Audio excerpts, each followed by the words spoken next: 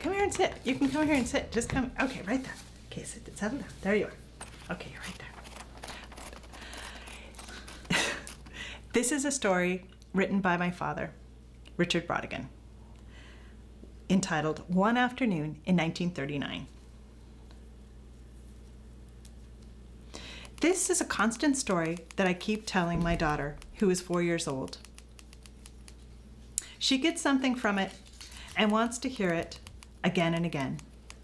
When it's time for her to go to bed, she says, "Daddy, tell me about when you were a kid and climbed inside that rock." Okay. She cuddles the covers about her as if they were controllable clouds and puts her thumb in her mouth and looks at me with listening blue eyes.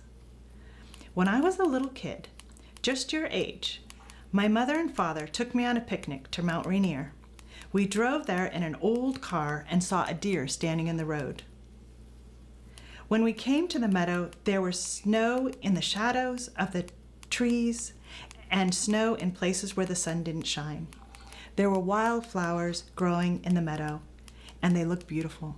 In the middle of the meadow, there was a huge round rock, and Daddy walked over to the rock and found a hole in the center of it and looked inside. The rock was hollow like a little room.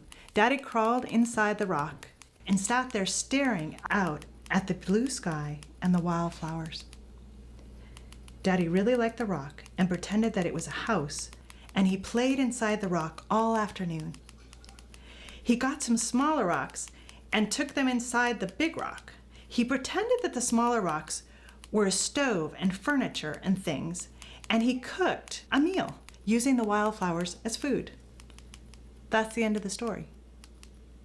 Then she looks at me with her deep blue eyes and sees me as a child playing inside the rock, pretending that the wildflowers are hamburgers and cooking them on a small stove-like rock.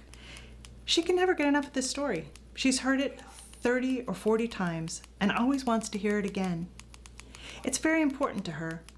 I think she used this story as a kind of Christopher Columbus door to the discovery of her father when he was a child and her contemporary. Happy birthday, Daddy.